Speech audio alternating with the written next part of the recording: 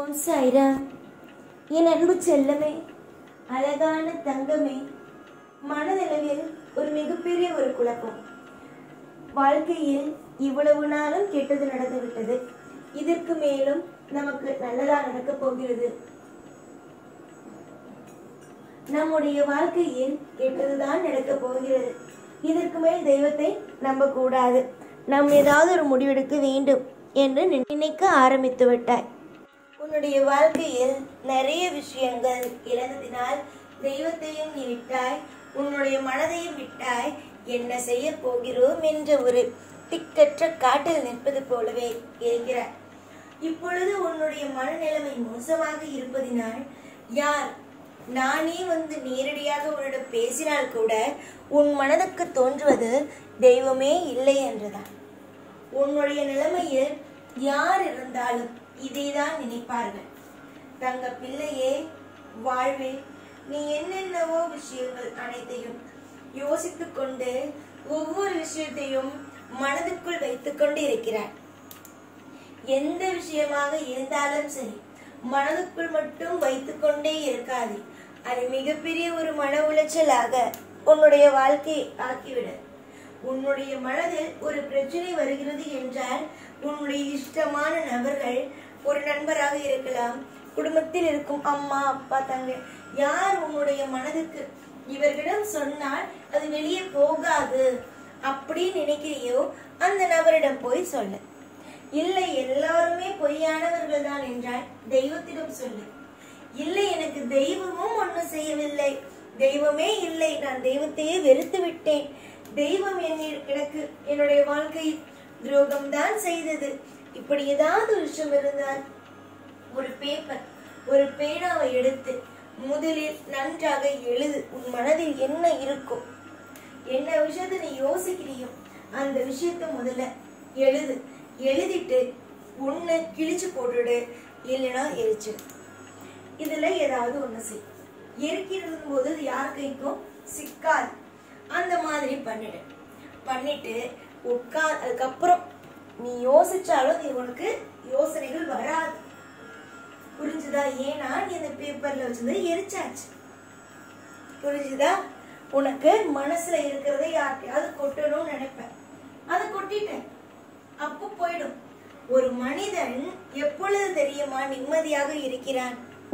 ஒன்று தூங்கும் பொழுது, ஆழ்ந்து தூங்கும் பொழுது. இன்னொரு விஷயம், அவனுடைய மனதில் கவலையே இல்லாத போது. கவலை எப்போது இல்லாமல் இருக்கும்? அட போகடா, நான் இவ்வளவோ கவலைப்பட்டுட்டேன்னு சொல்லிட்டு தூக்கி போடுற பத்தியா நீயாவே, அப்போ உன்னுடைய வாழ்க்கையில கவலைங்கிறது இருக்காம போகும். தயவு செய்து ஒரு விஷயத்தை மனதுக்குள்ளேயே போட்டு போட்டு போட்டு வைத்து உங்களை நீங்களே கஷ்டப்படுத்துவதை விட எல்லாம் போனா போட்டும், இதுக்கு மேல என்னன்னு நீ விடுற பத்தியா, அப்போ வாழ்க்கை செழிப்பா இருக்கும். யாருமே எப்பயுமே ஒரு விஷயத்த நல்லா தெரிஞ்சுக்கோங்க, எந்த ஒரு நிலையிலையும் எந்த ஒரு பிரச்சனையும் தூக்கி தூக்கி சுமக்காதீங்க.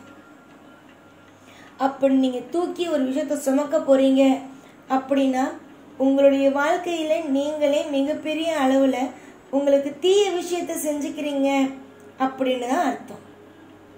புரிஞ்சுதா? நல்ல விஷயம் நடக்கிறதும் தீய விஷயம் நடக்கிறதும் எல்லாமும் உன் கையிலேயே இருக்கு. இது வரைக்கும் உன் வாழ்க்கையில சில விஷயம் நடந்திருக்கு.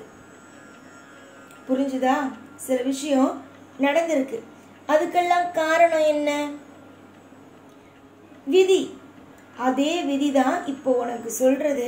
கவலைங்கன்னு ஒண்ணு இருந்ததுன்னா தூக்கி குப்பையில போடுங்கிறதையும், கவலைன்னு ஒருத்தன் ஓடி ஓடி ஓடி ஓடி ஒரு விஷயத்த செய்ய ஆரம்பிச்சுட்டான், அவன் வாழ்க்கையில நிம்மதி இல்லாம போகும்.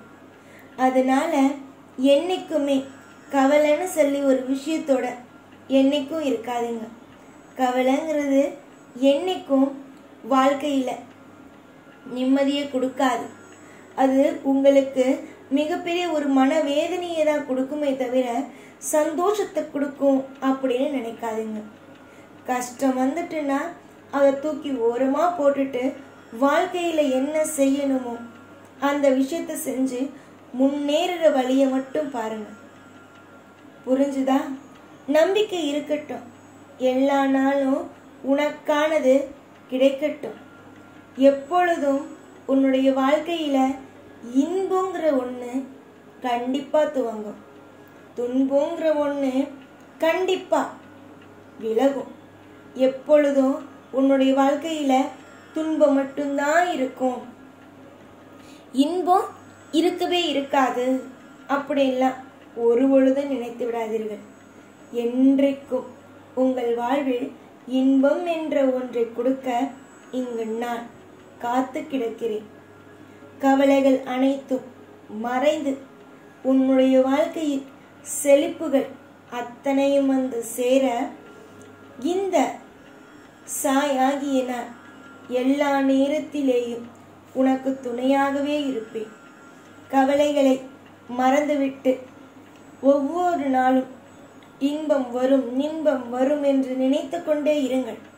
மனதில் கவலையும் இருக்காது, அதே நேரம் மனதில் விரக்தியும் இருக்காது, அதே நேரம் கஷ்டமும் உங்களை விட்டு ஓடிவிடும். புரிந்ததா? நீ என்ன நினைக்கிறாயோ அதுதான் வாழ்க்கை. நீ என்ன விஷயத்தை நினைக்கிறாயோ அதுதான் வாழ்க்கை. இதில் நீ நன்மை நினைக்க போகிறாயா, தீய விஷயத்தை நினைக்க போகிறாயா என்பதை நீதான் முடிவெடுக்க வேண்டும். நித்தம் நித்தம் ஏமாற்றத்தோடு வாழ்வது வாழ்க்கையே அல்ல. நித்தம் நித்தம் சந்தோஷத்தோடு இருப்பது மட்டுமே தான் வாழ்க்கை. வாழ வேண்டியது நீ, சந்தோஷமாக இருக்க வேண்டியது நீ. எதற்காக மற்றவர்கள் என்ன நினைப்பார்கள், என்னுடைய வாழ்க்கையில் தவறு நடந்துவிட்டது என்று முடிந்து போன விஷயத்தையோ இல்லை உன் மனதை உறுத்தி கொண்டு இருக்கும் விஷயத்தையோ பற்றி நினைக்கிறார். ஒரு கவலைகள் வரும் பொழுது முதலில் முடிவெடுக்க வேண்டியது எல்லாவற்றையும் நாம் இறைவன் பார்த்து கொள்வார். எல்லாவற்றையும் நாம் நிச்சயமாக கடந்து வருவோம் என்று நினைப்பது மட்டுமே. அவசரப்பட்டு எந்த ஒரு சிறு காரியத்திலும் தவறான முடிவுகளை எடுத்து பின் எதையும் நினைத்து வருத்தப்பட்டு விளைவுகளை நினைத்து வருத்தப்பட்டு காயப்பட்டு இருந்து கொண்டே இருக்காதே. கவலைகளை தூக்கி போட்டுவிட்டு தெய்வத்தின் மீது நம்பிக்கையை வைத்து தொடர்ந்து உன்னுடைய வாழ்க்கையை போராடுவியோ இல்லை அமைதியாக இருப்பியோ, என்னை பொறுத்த வரைக்கும் நீ அமைதியாக இருப்பதுதான் நீ. போராடிய நாட்கள் எல்லாம் உன்னுடைய வாழ்க்கையில் இருந்து முடிந்து விட்டது. இதற்கு மேல் சந்தோஷம் என்று ஒன்று இருக்கிறது. அதை பிடித்து கொண்டு வாழ்க்கையில் முன்னுக்கு வாருங்கள். நம்பிக்கை மட்டும்தான் உன்னை ஆளாக்கும். நம்பிக்கை மட்டும் உனக்கு இல்லை, தோல்விதான். நம்பிக்கையோடு இருங்கள். ஒவ்வொரு பொழுதும் உனக்கு இன்பத்தையே கொடுக்கிறேன். எப்பொழுதும் எல்லா நாளும் உன் கூடவே இருந்து உன்னை வாழ வைத்து அழகு பார்ப்பேன். இந்த சாய்நான். ஓம் சாய்ராம்.